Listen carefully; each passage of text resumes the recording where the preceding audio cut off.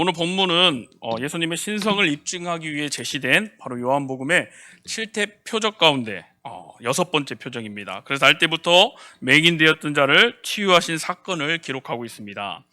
오늘 이 사건은 예수님께서 제8장에서 자신은 세상의 빛이라고 증거하신 것을 구체적으로 확증해 보이신 사건이라는 점에서 그 의의가 크다고 할 수 있습니다.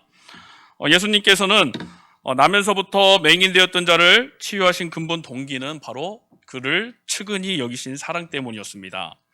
그러나 그 표면적인 동기는 제자들이 그 사람의 실명 원인에 대해서 질문한 데에서 비롯되었습니다. 당시의 유대 사회는 인간의 불행과 고난을 죄의 결과로 이해하는 그런 풍조가 있었습니다. 그런데 어느 날 오늘 예수님의 일행이 길을 가다가 날 때부터 맹인된 자를 만납니다. 그리고 그가 맹인된 것이 그 부모의 죄 때문인지 아니면 자기 자신의 죄 때문인지 궁금하게 여긴 제자들이 이제 예수님께 질문을 합니다. 이 예수님께서는 인간의 불행과 고난이 반드시 죄로 말미암아 비롯된 것은 아니라는 사실을 지적하시면서 하나님의 영광을 위한 고난도 있음을 교훈하셨습니다. 그리고 나아가 자신이 세상의 빛이심을 다시 한번 상기시킨 후에 날 때부터 그 맹인되었던 자를 고쳐주시고 빛을 보게 하심으로써 오늘 당신이 진정으로 세상의 빛이시라는 사실을 확증해 보이신 것입니다. 오늘 본문을 통해서 우리에게 어떤 교훈을 주는지 우리 함께 살펴보도록 하겠습니다. 먼저 제자들은 이제 나면서 맹인된 사람에 대해서 주님께 질문을 합니다. 오늘 1절과 2절 말씀 우리 함께 같이 읽어보겠습니다. 1절과 2절입니다. 예수께서 길을 가실 때 날 때부터 맹인된 사람을 보신지라. 제자들이 물어 이르되 랍비여 이 사람이 맹인으로 난 것이 누구의 죄로 인함이니까? 자기이니까 그의 부모니까? 아멘. 오늘 제자들은 주님께 그가 맹인된 원인이 그의 죄 때문인지 아니면 부모의 죄 때문인지를 묻습니다. 그들의 질문에는 타인의 불행에 대한 당시 유대인들의 시각이 잘 반영되어 있습니다. 당시 유대인들은 그 타인의 불행을 그 자신이나 부모의 또는 조상의 죄의 결과로 보았습니다. 이것은 물론 사람이 죄를 짓고 회개하지 않으면 하나님께서 그 후손들까지 정죄하고 징벌을 내리신다는 바로 그 구약의 사상 때문이었습니다. 구약의 사상을 우리 한번 찾아서 읽어보겠습니다. 출애굽기 20장 5절 말씀입니다.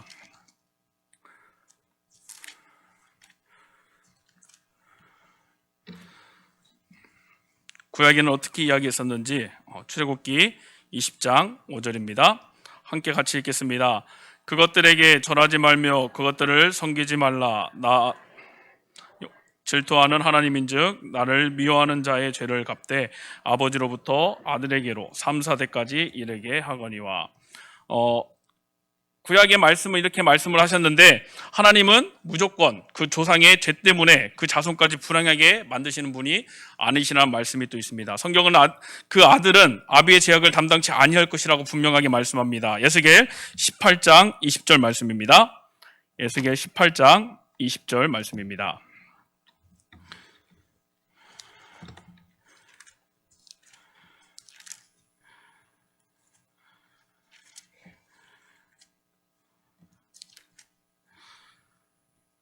에스겔 18장 20절 말씀 함께 같이 읽겠습니다. 범죄하는 그 영혼은 죽을지라. 아들은 아버지의 죄악을 담당하지 아니할 것이요 아버지는 아들의 죄악을 담당하지 아니하니니 의인의 공의도 자기에게로 돌아가고 악인의 악도 자기에게로 돌아가리라. 아멘. 하나님은 다만 그 자손들이 조상의 죄를 답습할 경우에만 바로 징벌을 내리신다라고 말씀합니다. 그 한 예가 바로 주님을 불신하고 배척했던 그 유대인들입니다. 주님은 그들의 조상들이 선지자들을 박해하고 죽였듯이 이제는 그들이 그리스도로 핍박하고 죽이려 한다라고 질책하시면서 그들이 화를 당하게 될 것이라고 정죄하셨습니다.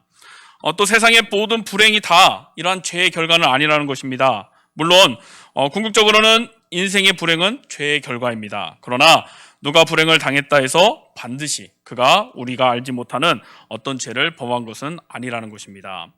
욥도 큰 불행을 당했습니다. 그렇지만 그는 그 불행은 그가 범죄했기 때문이 아니라 바로 그의 믿음을 시험하고 또 그의 신앙을 더욱 성장시키시려는 바로 하나님의 바로 선한 섭리의 결과였습니다. 그렇지만 그런 사실도 모르는 욥의 친구들은 욥이 큰 죄를 범하여서 하나님께 심판받게 된 것이라고 그 욥을 정죄했습니다. 오늘 성도들 중에도 오늘 이웃이 불행을 당하면 무조건 죄의 결과 때문이라고 생각하는 사람들이 참으로 많습니다. 어떤 성도들은 부자로 살지 못하고 가난하게 사는 것도 하나님께 징벌을 받는 것이라고 생각합니다. 그래서 이웃 성도가 불행을 당하여서 고난을 겪는 것을 도와주는 일은 바로 그를 징계하는 하나님의 섭리를 회방하는 일이라고 극단적인 생각을 하는 그런 성도들도 있습니다.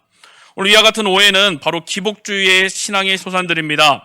오늘 성도들은 이웃이 불행을 당하면 더욱 주님의 사랑으로 그를 위로해주고 또한 물신양면으로 도와주는 것이 올바른 자세입니다.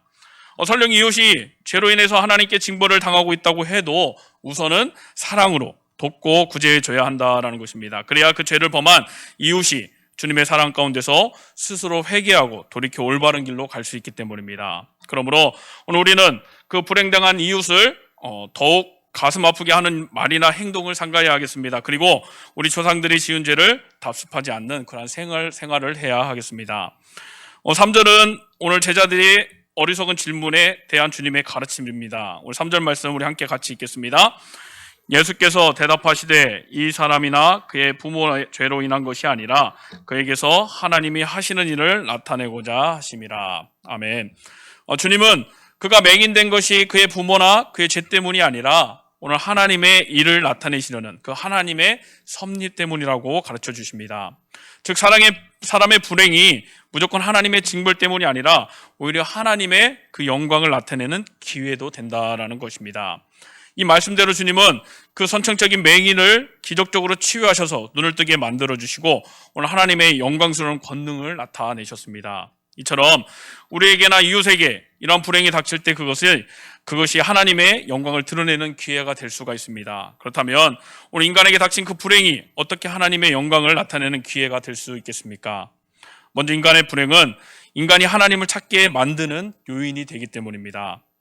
오늘 선천적인 맹인도 맹인이었기에 주님을 만나게 되었고 그 치유의 은혜를 얻게 되었고 주님을 구주로 영접하여서 구원을 얻게 된 것입니다. 오늘 주님을 믿게 된 동기들을 살펴보면 대개가 오늘 인생의 불행을 당하여서 또한 인간 스스로 힘으로는 해결할 수 없기에 바로 그리스도를 찾아 나와서 그분께 전적으로 매달리면서 믿음을 갖게 된 경우가 참으로 많습니다. 불행을 당해서 오늘 하나님을 찾게 되고 죄를 회개하며 또한 그리스도를 주님으로 영접함으로써 하나님께 영광을 돌리게 되는 것입니다. 두 번째로는 불행은 오늘 하나님의 기적을 일으키는 요인이 되기 때문에 그 하나님께 하나님의 영광을 드러내는 계기가 되는 것입니다. 오늘 성도가 해결할 수 없는 큰 불행이나 문제를 당했을 때 하나님을 의지하고 간구하면 오늘 하나님께서는 하늘의 그 권능으로 그 문제를 해결해 주시고 또한 불행으로부터 구원해 주십니다.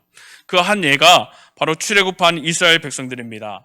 그들은 홍해 바다로 인해 전진할 수도 없고 또 추격해 오는 바로의 군대로 인해서 후퇴할 수도 없는 지체양난의 위기를 당한 적이 있습니다. 이때 이스라엘 백성들은 절망하면서 부르짖었고 모세를 원망했습니다.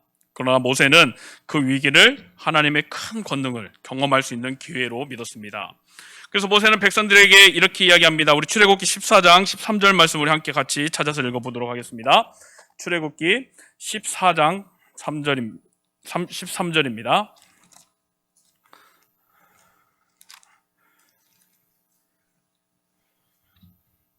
출애굽기 14장 13절 말씀 함께 같이 읽겠습니다.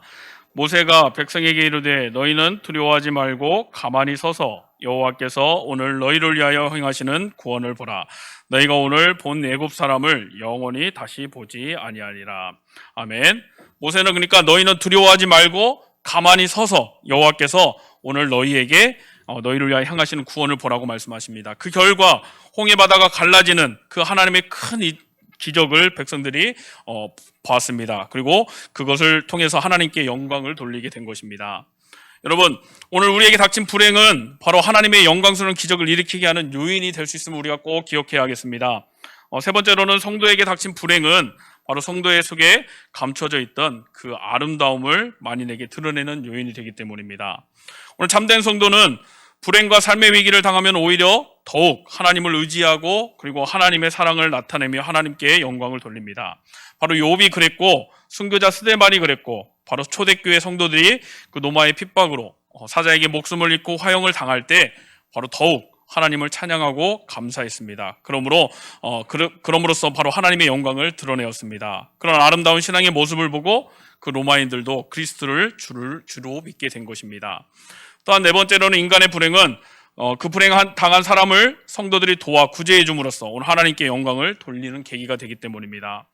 오늘 성도들은 불행당한 불신자나 이웃 성도를 구제해야 합니다. 그래서 그 구제받고 도움받은 이웃이 자신이 당한 불행으로 인해서 바로 하나님께 감사하고 하나님께 영광을 돌리도록 만들어야 하는 것입니다.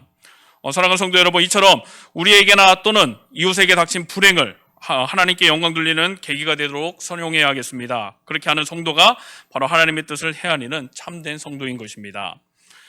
그리고 나서 4절에서 이렇게 말합니다. 주님은 때가 아직 낮이니 우리가 하나님의 일을 해야 하는 것이고 밤이 오게 되는데 그때는 아무 일도 할 수 없다라고 말씀합니다. 우리 4절 말씀을 함께 같이 읽어보겠습니다. 때가 아직 낮임에 나를 보내신 이의 일을 우리가 하여야 하리라.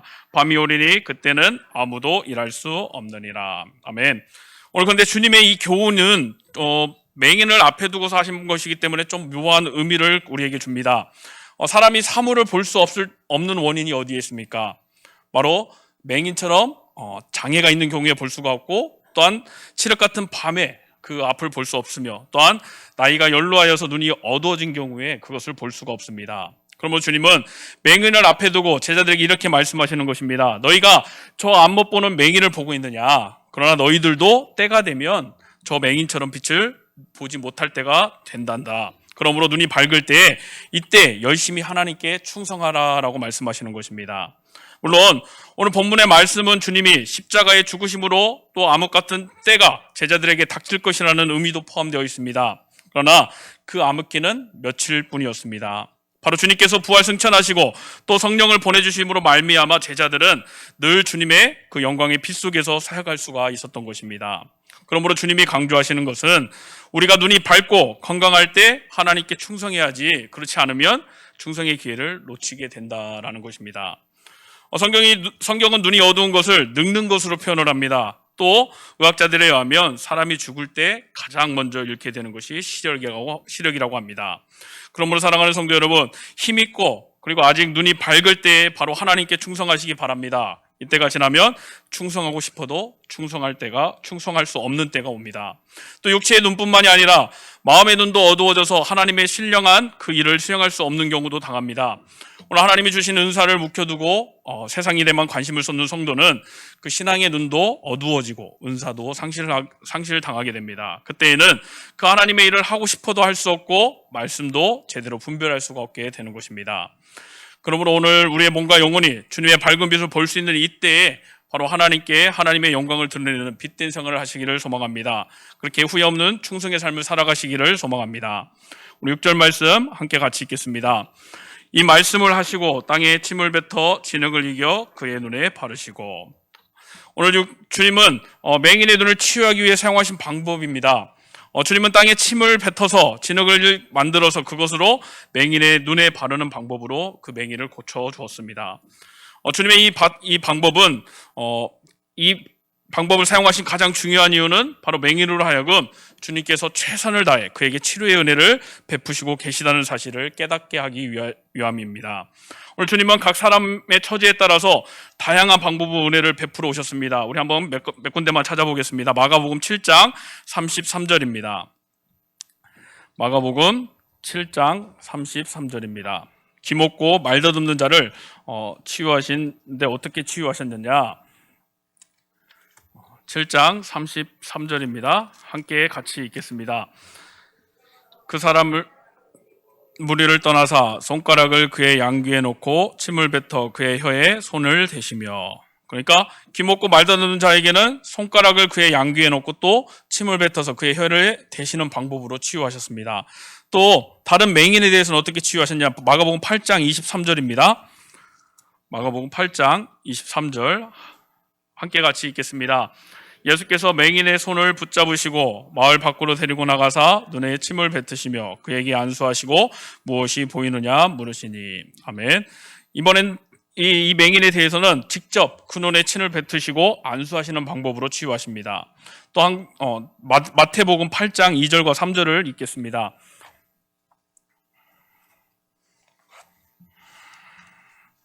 마태복음 8장 2절과 3절입니다.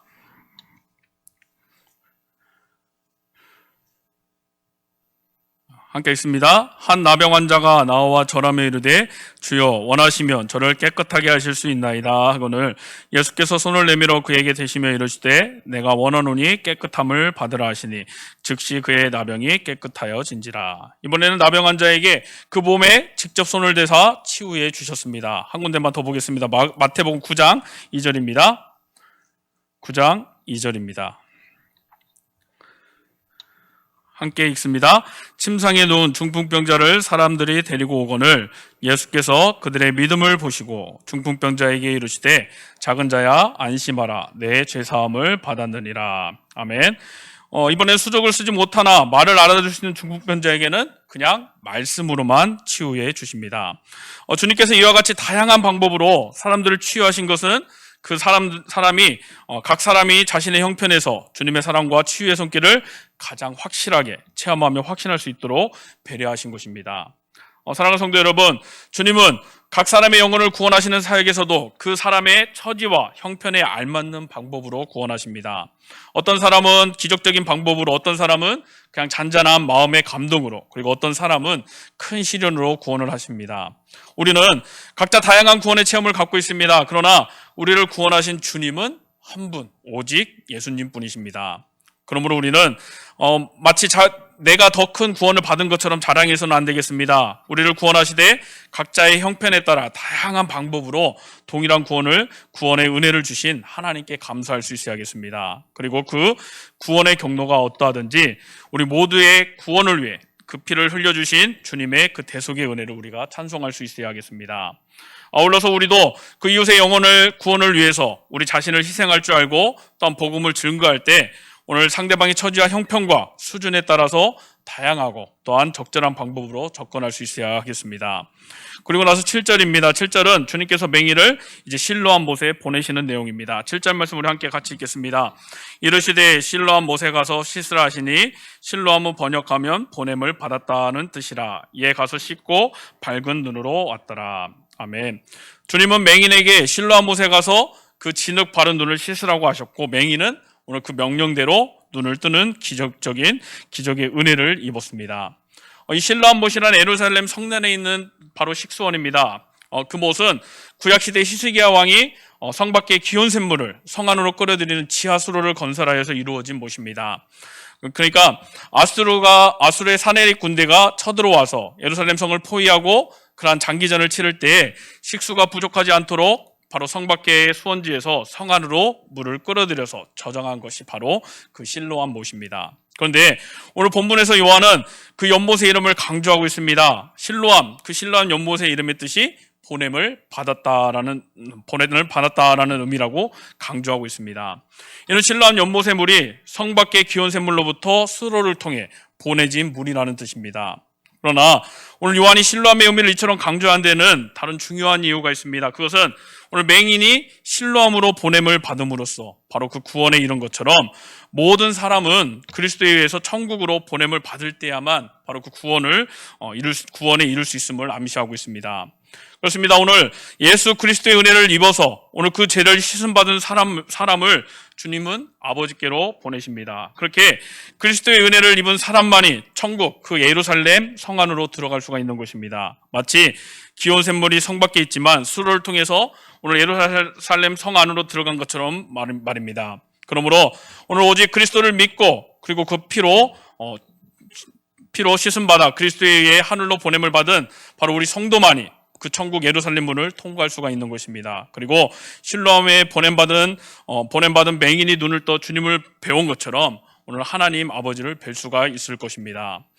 그러면 우리 성도들은 천국으로 보냄받은 복된 존재임을 깨달아야 하겠습니다. 그리고 이 은혜를 베풀어 주신 바로 예수 그리스도께 감사하고 그리고 천국의 소망 안에서 이 세상 가운데서 그리스도의 증인이 되는 삶을 살아가야 하겠습니다. 10절에서 12절 말씀을 함께 같이 읽겠습니다.